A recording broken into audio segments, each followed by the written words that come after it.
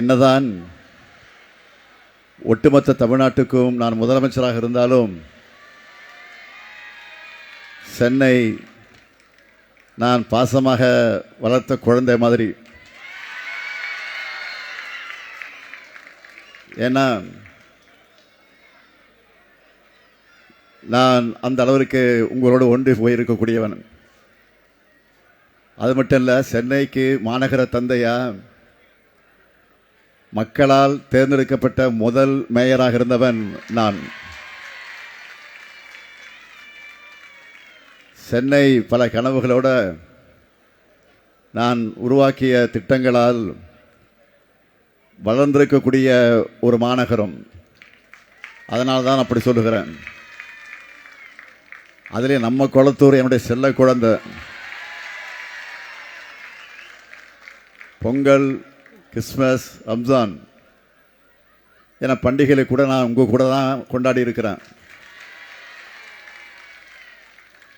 முதலமைச்சர் பொறுப்பில் இருக்கிறதுனால நான் தமிழ்நாடு முழுக்க சுற்றுப்பயணம் போனாலும் 10 நாளைக்கு ஒரு முறை குளத்தூருக்கு வராமல் என்னால் இருக்கவே முடியாது. ஒரு வாரம் ஆனாலே நம்ம சேகர்பாபு கிட்ட எப்போ தொகுதிக்கு போகலாம், தொகுதியில் என்ன வேலை நடக்குது அப்படின்னு நான் கேட்க ஆரம்பிச்சிருவேன். தேர்தல் அறிவித்ததும் வேட்புமனு தாக்கலை பண்ண வந்த இந்த தொகுதிக்கு வேட்புமனு தாக்கல் செஞ்சுட்டு இப்போ தான் பிரச்சாரத்துக்காக கடைசி நாள் உங்ககிட்ட வாக்கு கேட்க வந்திருக்கிறேன். ஏன்னா அந்த அளவுக்கு இந்த தொகுதிக்கு தொடர்ந்து வந்து எல்லா பணிகளையும் செஞ்சு கொடுத்துருக்கிறேன். நான் செய்து கொடுத்த திட்டப்பணிகள் தான் எனக்காக இங்கே ஓட்டு கேட்டுக்கிட்டு இருக்கு. மற்ற வேட்பாளர்களுக்காக தமிழ்நாடு முழுக்க சுற்றி வந்து நான் வாக்கு கேட்டாலும் என்னுடைய தொகுதியில் மொத்தமாகவே 1 மணி நேரம் கூட இல்லை, ஒரு 3/4 மணி நேரம் சுற்றி இருக்கிறேன். நீங்களே நான் ஓட்டு கேட்டு வரணும்னு எதிர்பார்க்க மாட்டீங்க. குளத்தூர் மக்கள் மேலே காட்டக்கூடிய அன்பு அப்படிப்பட்டது. வருஷம் முழுக்க நல்லா படித்த மாணவன் எக்ஸாமுக்கு முன்னாடி சின்னதாக ஒரு ரிவைஸ் பண்ணுவாங்கள்ல, அந்த மாதிரி இத்தனை ஆண்டு உங்களுக்காக உழைச்சிருக்கிறேன். நான் செஞ்ச திட்டங்களுக்காக எனக்கு வாக்கு கேட்கும் அந்த நிலை தான். நான் சொல்கிறது கரெக்டு தானே? ஒவ்வொரு ஊருக்கும் போனப்போ அங்கே போட்டியிடக்கூடிய வேட்பாளர்களை அறிமுகப்படுத்தி வச்சேன். குளத்தூரில் எனக்கு நானே இன்ட்ரோ கொடுத்துக்கிறேன். உங்களுக்காக உழைச்ச இத்தனை திட்டங்களை குளத்தூருக்கு கொண்டு வந்த உங்களின் ஒருவனான இந்த முத்துவேல் கருணாநிதி ஸ்டாலினுக்கு 3 முறை வாய்ப்பு கொடுத்தீங்க. இந்த முறையும் உதயசூரிய சின்னத்தில் வாக்களித்து எனக்கு வாய்ப்பு கொடுப்பீங்களா?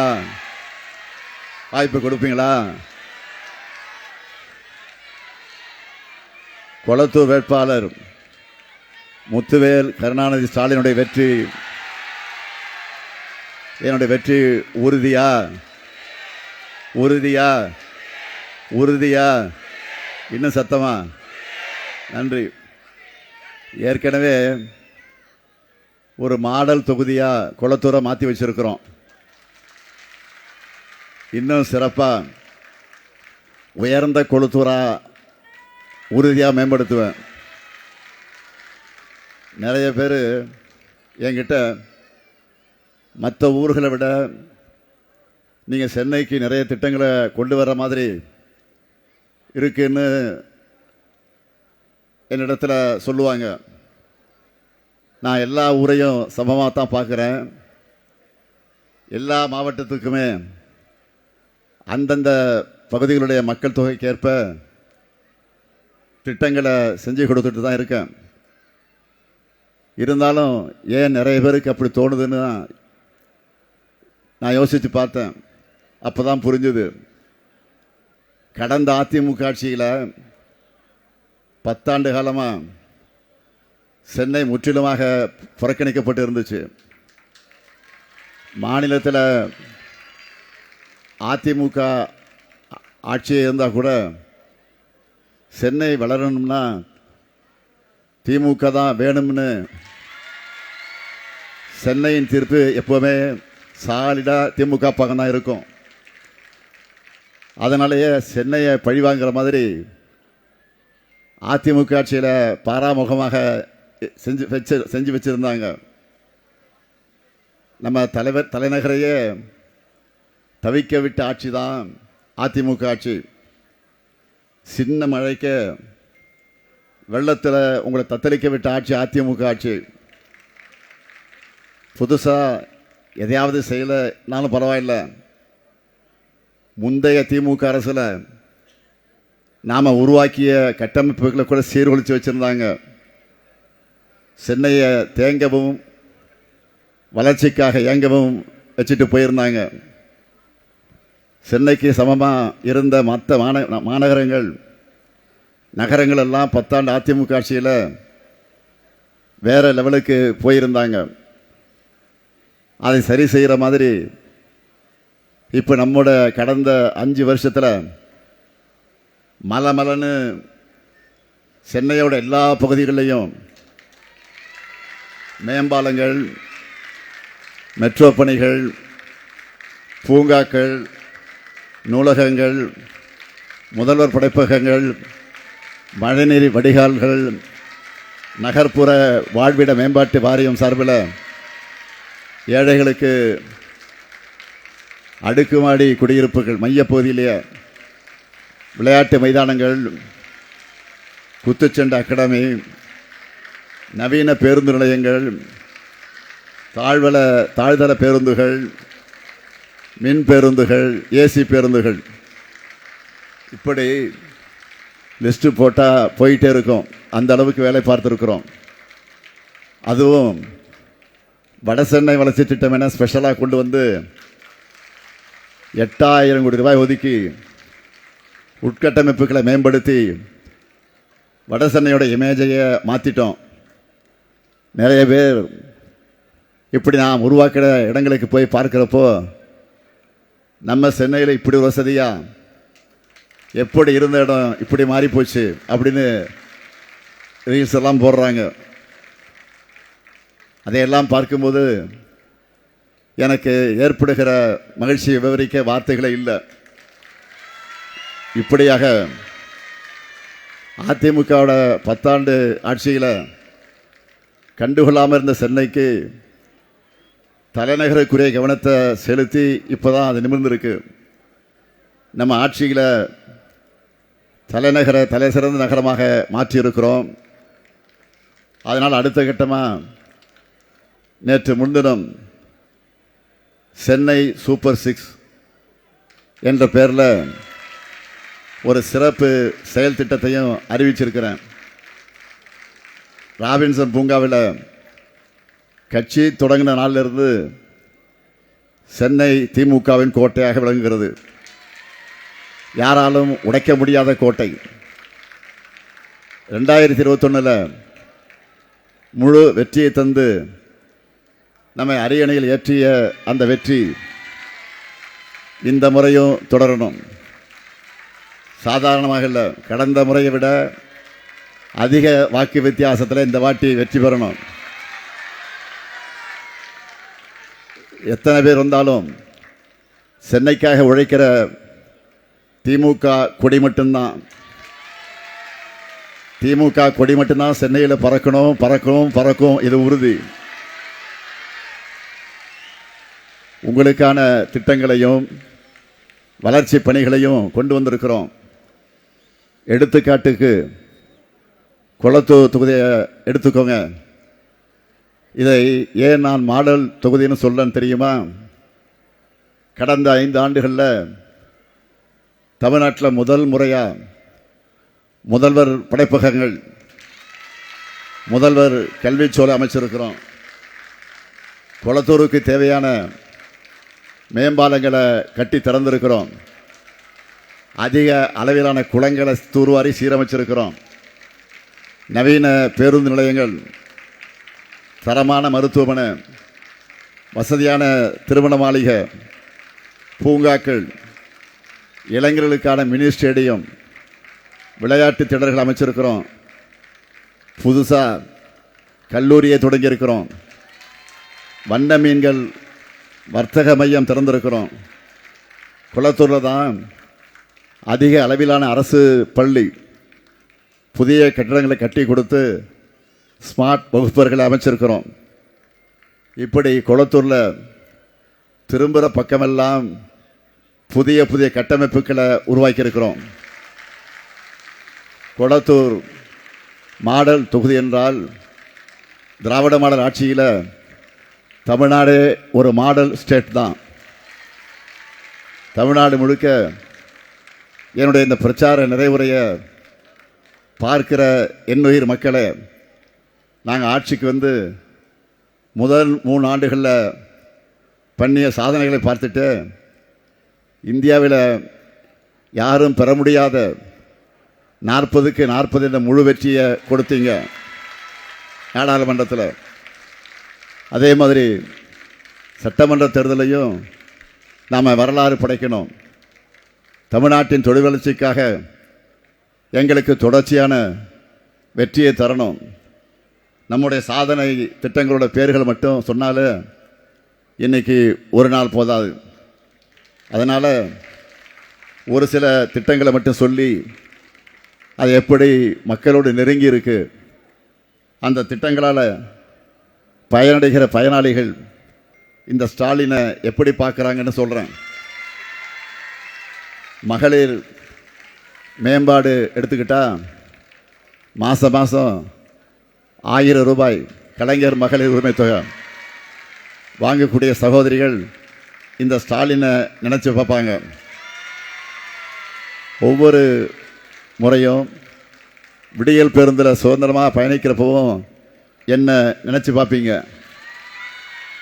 அதே போல் தோழிகள் விடுதிகள் திட்டம், பிங்க் ஆட்டோக்கள், கருப்பை புற்றுநோய் தடுப்பூசி வழங்கக்கூடிய திட்டம் நிறைய இருக்குது.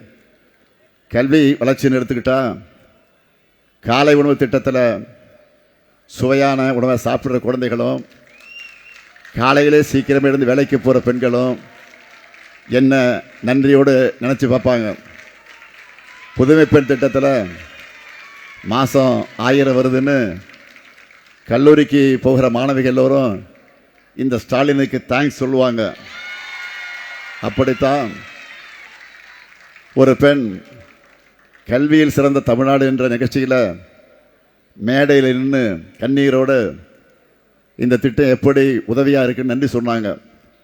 நெகிழ்ந்து போன நான் அவங்களை அழைச்சி உச்சந்தலையில் அன்போடு முத்தம் தந்து என் பேனாவை அன்பளிப்பாக தந்தேன். அந்த காட்சியை என்னால் மட்டும் இல்லை, தமிழ்நாட்டிலையும் யாராலையும் மறக்க முடியாது. அதே போல் தான் தமிழ் புதல்வன் திட்டம், உலகம் உங்கள் கையில், லேப்டாப் அடங்கக்கூடிய திட்டம், மாவட்டந்தோறும் மாடல் பள்ளிகள், மதுரையில் கலைஞர் பெயரால் நூல் லைப்ரரி, இன்னும் நிறைய இருக்குது. நலன் காக்கக்கூடிய ஸ்டாலின் முகாம்கள், இன்னொரு காக்கக்கூடிய நம்மை காக்க 48, இப்படி பல பட்டியலை நான் சொல்லிக்கொண்டே இருக்க முடியும். தொழில்துறை எடுத்துக்கிட்டால் தமிழ்நாடு முழுக்க இன்றைக்கு எல்லா மாவட்டங்களையும் சிப்காட், தொழிற்பூங்கா, சிறிய மாநகரங்களில் டைடல் பூங்காக்கள், தமிழ்நாடு இப்படி வளர்ந்து வருகிறது. விளையாட்டு வீரர்களுக்கு உபகரணங்கள் வழங்கக்கூடிய திட்டம், வீட்டு வசதி எடுத்துக்கிட்டால் கலைஞர் கனவில் திட்டத்தில் சொந்த வீடு என்னும் கனவு நனவான யாராலையும் ஸ்டாலினை நிச்சயமாக மறைக்க முடியாது. அதோட நகர்ப்புற வாழ்விட மேம்பாட்டு வாரியம் மூலமாக ஏழை மக்களுக்கான அடுக்குமாடி குடியிருப்புகள், பல ஆண்டு கனவாக இருந்த 23 லட்சம் பேருக்கு இலவச பட்டா, வயசானவங்களுக்கும் மாற்றுத்திறனாளிகளுக்கும் தாய்மானவர் திட்டத்தில் வீடு தேடி ரேஷன் பொருள் சேரும்போது அவங்க நிச்சயம் இந்த ஸ்டாலினை வாழ்த்துவாங்க. ஆன்மீகமாக சொல்ல வேண்டிய அவசியம் இல்லை. அதே போல் அரசு ஊழியர்களுக்கு எப்படிப்பட்ட கோரிக்கையை நிறைவேற்றி கொடுத்தோன்னு உங்களுக்கு எல்லாரும் தெரியும்.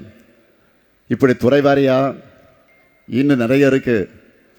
அதனால தான் சொல்கிறேன், சிறந்த உட்கட்டமைப்புக்கு தமிழ்நாடு தான், சிறந்த கல்விக்கு தமிழ்நாடு தான், மருத்துவத்துக்கு தமிழ்நாடு தான், தொழில் முதலீட்டுக்கு தமிழ்நாடு தான், சட்டம் ஒழுங்குக்கு தமிழ்நாடு தான், அமைதிக்கும் மத நல்லிணக்கத்துக்கும் தமிழ்நாடு தான். இப்படி எல்லா துறையிலும் சிறக்க உழைக்கிறவன் தான் இந்த முத்துவேல் கருணாநிதி ஸ்டாலின். இப்போ நான் இந்த அளவுக்கு திட்டங்கள் லிஸ்ட் போட்டு சொன்னேன் இல்லையா, இது எதையும் நான் ஏதோ நினச்சி பண்ணிடலை. ஒவ்வொன்றா எத்தனையோ சோதனைகள் எனக்கு வந்துச்சு இதை செய்கிற போது. கொரோனாவில் உச்சத்திலிருந்து அப்போ நம்ம ஆட்சிக்கு வந்தோம். ஒவ்வொரு ஆண்டும் வெள்ளம், புயல் போன்ற இயற்கை பேரிடர்கள் ஒரு பக்கம், தமிழ்நாட்டுக்குரிய நிதியை ஒன்றிய அரசு பாஜக அரசு தராமல் அது ஒரு கொடுமை, ஆளுநர் மூலமாக நிர்வாகத்தில் நெருக்கடி, இப்படி எல்லா தடைகளையும் கடந்து தான் நான் சொன்ன சாதனைகள் எல்லாம் செய்திருக்கிறோம். அந்த சீரழிவிலிருந்து தமிழ்நாட்டை மீட்டு 11.19 விழுக்காடு சாதனை வளர்ச்சியை இந்தியாவிலேயே வேறு எந்த மாநிலம் அடையாத இரட்டை இலக்க வளர்ச்சியை சாதித்து காட்டியிருக்கிறோம். உலக முழுக்க வெளியாகக்கூடிய எக்கனாமிஸ்ட் பத்திரிகையை தமிழ்நாட்டை புகழ்ந்து சூப்பர் ஸ்டார் ஸ்டேட்டுன்னு எழுதுகிறாங்க. இப்படி தமிழ்நாட்டை சூப்பர் ஸ்டார் ஆக்கின இந்த முதலமைச்சர் முத்துவேல் கருணாநிதி ஸ்டாலின் ஆட்சி தொடரணுமா வேணாமா சொல்லுங்கள். திராவிட மாடல் தமிழ்நாட்டில் நிறைவேற்ற திட்டங்களெல்லாம் இன்றைக்கி மற்ற மாநிலங்களுக்கும் மாடல் அமைஞ்சிருக்கு. தமிழ்நாட்டுக்கு வந்து பார்த்து அவங்க மாநிலங்களையும் இதை செயல்படுத்திக்கிட்டு இருக்கிறாங்க. அதே போல் நான் டெல்லியில் ஆம் ஆத்மி செயல்படுத்தின மாடல் பள்ளிகள், நகர்ப்புற கிளினிக்குகள் உள்ளிட்ட திட்டங்களை ஆய்வு பண்ணி நம்ம ஊர்லேயும் அதை மேம்படுத்த செயல்படுத்தி கொண்டிருக்கிறோம். இப்படி ஆரோக்கியமான வளர்ச்சி அரசியலுக்கு வித்துட்ருக்கிறோம். இன்னும் சொல்லணும்னா எதிர்க்கட்சிகளை கூட நம்ம நிறைவேற்ற செய்து கொண்டிருக்கக்கூடிய திட்டங்களை தான் பேரை மாற்றி அவங்களுடைய தேர்தல் அறிக்கை வெளியிட்டிருக்கிறாங்க. இதான் உண்மை. ஆனால் நம்ம எதிர்த்து நிற்கிறவங்க யாருன்னு பார்த்தீங்களா? பாஜகவில் தான் 2021ஆம் ஆண்டு நடந்த சட்டமன்ற தேர்தலில் தோற்றோம். இனி அவங்களோட கூட்டணி இல்லைன்னு சொன்னவர் யார்? எடப்பாடி பழனிசாமி. டெல்லியிலிருந்து 2 ரெய்டு நடத்தினமே பயந்து போய் கர்ச்சிப்பால முகத்தை மறைச்சிக்கிட்டு சட்டமன்றத்தை கூட விட்டுட்டு வேறு காலை மாறி டெல்லியில் போய் கூட்டணி வச்சுட்டு வந்தார். சரி, அந்த கூட்டணிக்காவது இவர் தான் தலைமையா என்றால் அதுவும் கிடையாது. ஒரு சினிமா வரும் பார்த்துருப்பீங்க, மாப்பிள்ளை இவர் தான், ஆனால் போட்டிருக்க சட்டை இன்னொருத்தரோடு என்ன சொல்கிறது போல் இவங்க குடுமி டெல்லிக்கிட்ட இருக்குது. எல்லா முடிவுகளும் அங்கிருந்து தான் எடுக்கப்படுகிறது. அதனால தான் இந்த தேர்தலையே தமிழ்நாடு வெர்சஸ் என்டிஏ, தமிழ்நாடு அணி வெர்சஸ் டெல்லி அணி என்று சொன்னேன். நிறைய பேர் கூட என்ன டெல்லின்னு சொல்கிறீங்கன்னு கேட்டாங்க. இவங்க கிட்ட திரும்ப ஆட்சி போனால் டெல்லி ரிமோட் கண்ட்ரோல் ஆட்சி தான் தமிழ்நாட்டில் மறுபடியும் நடக்கும். நம்மளோட எல்லா திட்டங்களும் நின்று போயிடும். ஏற்கனவே அரசு தந்த காசை கூட திரும்ப கேட்பாங்க.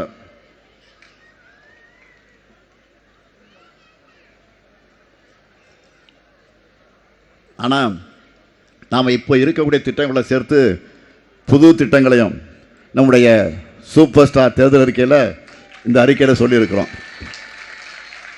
இல்லத்தரசி என்கிற ஒரு வாக்குறுதியை எதிரிகளெல்லாம் பார்த்து இன்றைக்கி புலம்பிட்டு இருக்கிறாங்க. இதில் வழங்கக்கூடிய இல்லத்தரசி திட்டத்தை எவ்வளோ கொடுக்க போகிறோம்? 8000. மகளிர் சொல்லுங்கள், நீங்களா லேடிஸான சொல்லணும், சத்தமாக சொல்லுங்கள். வீட்டுக்கு தேவையான பொருளை வாங்கிக்கலாம். ஆட்சி பொறுப்புக்கு வந்த உடனே உங்களுடைய முதல் கையெழுத்து எந்த திட்டத்துக்கு எல்லோரும் கேட்குறாங்க, இல்லத்தரசி திட்டத்துக்கு தான் இந்த முத்துவேல் கருணாநிதி ஸ்டாலினுடைய முதல் கையெழுத்தாக இருக்கும். மகிழ்ச்சியா? மகிழ்ச்சியா? அதே போல் உங்களுடைய மகளிர் உரிமை தொகை இனி மாதம் 1000 இல்லை 2000. விடுபட்ட மகளிர் இணைச்சி உரிமை தொகை கொடுக்க போகிறோம். இந்த ஸ்டாலின் சொன்னால் செய்வான் என்பதற்கு ட்ரெய்லர் தான். பிப்ரவரியில் சொல்லாமலே 5000 கொடுத்தோம். முதியோர் ஓய்வூதியம் இனி மாதம் 2000. மாற்றுத்திறனாளிகள் உதவித்தொகை இனி மாதம் 500 ரூபாய். 2500 ரூபாய். புதுமை பெண், தமிழ் பெண் கல்வி உதவித்தொகை இனி மாதம் 1500. கல்லூரி மாணவ அனைவருக்கும் அடுத்த 5 வருஷத்தில் லேப்டாப் வழங்கப்படும். கலைஞர் கனவு இல்ல திட்டம், அந்த திட்டத்தில் 10 லட்சம் வீடுகள் கட்டித்தரப்படும். காலை உணவு திட்டத்தை 5ஆம் வகுப்பு வரை வழங்கிட்டு இருந்தோம், இனி 8ஆம் வகுப்பு வரை. மகளிர் தொழில் தொடங்க நிறைய கடனுதவி திட்டங்கள். அதே போல் இதெல்லாம் ஒரு சூப்பர் ஹிட்டில் சின்ன வாக்குறுதி தான் குறைவாக சொல்லியிருக்கிறேன். மொத்தம் 50 பிரிவுகளில் 500க்கும் மேற்பட்ட வாக்குறுதிகள் கொண்ட தொலைநோக்கு ஆவணமாக நம்ம தேர்தலுக்கு வெளியிட்டிருக்கிறோம். அடுத்த 5 வருஷத்தில் இதையெல்லாம் நிறைவேற்றிட்டு உங்ககிட்ட 2031 தேர்தலப்போ வாக்கு கேட்டு நான் தான் மீண்டும் வருவேன். நிச்சயம் வருவேன், உறுதியாக வருவேன். இது இந்த முத்துவேல் கருணாநிதி ஸ்டாலினுடைய சத்தியம். சின்ன வயசுலேருந்து என்னை சுற்றி இருந்ததும் எனக்கு தெரிந்ததும் அரசியல் அரசியல் அரசியல் மட்டும்தான். தலைவர் கலைஞரை பார்க்க எங்கள் வீட்டுக்கு பேரறிஞர் அண்ணா, மக்கள் தலைவர் எம்ஜிஆர், நாவலர், இனமான பேராசிரியர், இப்படிப்பட்ட பெருந்தலைவர்கள்லாம் வந்துகிட்டே இருப்பாங்க. அப்படிப்பட்ட சூழலில் வளர்ந்ததால் மக்கள் பணி செய்கிற ஆர்வம் சின்ன வயசு எனக்கு வந்துருச்சு. மக்கள் தலைவர் எம்ஜிஆர் கூட என்னை அடிக்கடி சொல்லுவார், என்னை பார்த்து, என்னப்பா இந்த சின்ன வயசுலேயே கட்சிகள்லாம் பார்க்குற, ஒழுங்காக படிப்பில் மட்டும் கவனத்தை செலுத்து, நான் உன் பெரியப்பாவை சொல்கிறேன் அப்படின்னு எனக்கு அட்வைஸ் பண்ணார். ஆனால் அவர் சொன்னபடி படித்து முடித்தாலுமே என்னுடைய அரசியல் ஆர்வம் குறையவே இல்லை. ஒரு கட்டத்துக்கு மேலே வீட்லேயும் என்னுடைய அரசியல் பாட்டை கட்டுப்படுத்த முடியல. அதனால் இந்தியா முழுக்க எமர்ஜென்சி அமுல்படுத்தப்பட்ட போது 23 வயசு இளைஞனாக இருந்த நான் அதை எதிர்த்து ஊராக நாடகங்கள் நடத்தினேன். தமிழ்நாட்டில் நிசா என்ற கொடுமையான சட்டத்தில் கைதாகி 500 பேரில் நானும் ஒருவனாக 1 வருஷம் சென்னை சிறைச்சாலை அடைக்கப்பட்டிருந்தேன். கலைஞரின் மகன் என்ற காரணத்தால் அல்ல, அதுக்காக கைது செய்யப்படலை. கட்சிக்காக நான் அப்போவே செஞ்ச என்னுடைய பரப்புரை காரணமாகத்தான் கைது செய்யப்பட்டேன். இப்படி அடிமட்டத்திலிருந்து களத்தில் உழைச்சி அடக்குமுறைகளுக்கு எதிராக போராடி அடி உதைப்பட்டு தான் அரசியலுக்கு வந்தேன். இன்றைக்கி அந்த தழும்புகள்லாம் என் உடம்பில் அப்படியே தான் இருக்குது. கோபாலபுரம் இளைஞர் திமுக தொடங்கி சென்னை மேயர், 1000 விளக்கு சட்டமன்ற உறுப்பினர், இளைஞரணி செயலாளர், உள்ளாட்சித்துறை அமைச்சர், திமுக பொருளாளர், சட்டமன்ற எதிர்க்கட்சி தலைவர் என படிப்படியாக 60 ஆண்டு காலம் போராட்டம் நிறைந்த பொது வாழ்க்கையில் பயணித்து தான் நான் இந்த இடத்திற்கு வந்திருக்கிறேன். தமிழ்நாட்டு மக்களுக்காக மனசாட்சிக்கு உண்மையாக என் சக்திக்கு மீறி உழைச்சிருக்கிறேன். கொடுக்கப்பட்ட ஒவ்வொரு பொறுப்புலையும் என்னை நிரூபிச்சிருக்கிறேன். நான் மிகுந்த பணிவோடு சொல்கிறேன், இதுவரை தமிழ்நாட்டில் இருந்த முதலமைச்சர்களில் இந்த ஸ்டாலின் அளவுக்கு அதிக நிகழ்ச்சிகள், மாவட்ட பயணங்கள், கள ஆய்வு கூட்டங்கள், திட்டங்களின் தொடக்கம் என்று யாருமே கலந்துக்கிட்டு இருக்க மாட்டாங்க. நான் என்னுடைய வீட்டில் இருந்ததை விட களத்தில் மக்கள் கூடவும் பயணத்திலையும் கோட்டையிலும் தான் அதிகம் இருந்திருக்கிறேன். இந்தியாவிலேயே முதல் மாநிலமாக தமிழ்நாட்டை உயர்த்தணும் என்ற ஒற்றை குறிக்கோளோடு உழைச்சிக்கிட்டு இருக்கிறேன். தமிழ்நாட்டுக்கு ஒரு தனித்துவம் இருக்குது. ஒன்றிய பாஜக எல்லா மாநிலத்தையும் அவங்களால கண்ட்ரோல் பண்ண முடியும்னு நினைக்கிறாங்க. ஆனால் அவங்களுக்கு எப்போவுமே அவுட் ஆஃப் கண்ட்ரோலாக இருக்குது ஒரே மாநிலம் நம்ம தமிழ்நாடு தான். ஏன்னா நாம் அகர முதல தொட்டு தாடிக்கிழவன் பிளட்டு, அகர முதல தொட்டு அறிஞர் அண்ணா பிளட்டு, அகர முதல தொட்டு தலைவர் கலைஞர் பிளட்டு, இப்படிப்பட்ட பெருந்தலைவர்களால் வளர்த்தெடுக்கப்பட்ட இந்த ஸ்டாலினும் நம்ம திமுகவும் இந்த மண்ணில் இருக்கிற வரை என்டிஏவால் தமிழ்நாட்டின் டிஎன்ஏவை சிதைக்க முடியாது. அடுத்த 5 ஆண்டில் இந்தியாவின் நம்பர் 1 மாநிலமாக மட்டுமல்ல, தெற்காசியாவின் மாடலாக தமிழ்நாட்டை நான் நிச்சயம் மாற்றி காட்டுவேன். இது உறுதி உறுதி. இந்த தேர்தல் மிக மிக முக்கியமான தேர்தல். அதனால் ஒவ்வொரு குடும்பத்திலையும் எல்லாருமே நம்ம கூட்டணிக்குத்தான் வாக்களிக்கணும். உரிமை தொகை, விடியல் பயணத்தில் பயனடைகிற பெண்கள் உங்கள் பிள்ளைகள்கிட்ட எடுத்து சொல்லணும். நான் முதல்வன், லேப்டாப், புதுமை பெண், தமிழ் புதல்வன் போல திட்டங்களால் பயனடைய இளைஞர்கள் உலக பெற்றோர்கிட்ட நீங்கள் உங்கள் பெற்றோர்கிட்டையும் திராவிட மாடல் ஆட்சியை தொடரும் என்று எடுத்து சொல்லணும். வீட்டுக்கு இருக்கக்கூடிய பெரியவங்க, தாயுமானவர் போன்ற திட்டங்களை சொல்லி உங்கள் பேர பிள்ளைங்கிட்ட இந்த ஆட்சி தான் மீண்டும் வர வேண்டும் என்று புரிய வைங்க. அரசியல் விழிப்புணர்வு கொண்டவங்க, மாநில உரிமைகள், சமூக நீதி, மத நலனுக்கு காப்பாற்றப்படணும்னா திமுக தான் வரணும்னு உங்கள் உறவினர்கிட்ட நம்பர்கிட்ட இங்கே பிரச்சாரம் பண்ணுங்க. இது திமுகவுக்காக அல்ல, கூட்டணி கட்சிகளுக்காக அல்ல, இந்தியாவுடைய மானம். அதிலும் குறிப்பாக சொல்லணும்னா தமிழ்நாட்டுக்காக நான் கேட்கிற இந்த வேண்டுகோள். எனவே ஒவ்வொரு வாக்காளரும் நீங்கள் உணர்ந்து பார்த்து உங்கள் ஓட்டை உதயசூரியனுக்கும் கூட்டணி கட்சியில் இருக்கக்கூடியவர்களுக்கும் அங்காக இருக்கக்கூடியவர்களும் அந்தந்த கட்சிக்கும் நீங்கள் வழங்கிட வேண்டும் என்று நான் இந்த நேரத்தில் உங்களை எல்லாம் அன்போடு கேட்டுக்கொண்டு விடைபெறுகிறேன் என்று சொன்னால் கூட்டத்திலிருந்து பேச்சிலிருந்து விடைபெறுகிறேன். எப்போதும் கூட தான் இருப்பேன். நன்றி, நன்றி, நன்றி, வணக்கம்.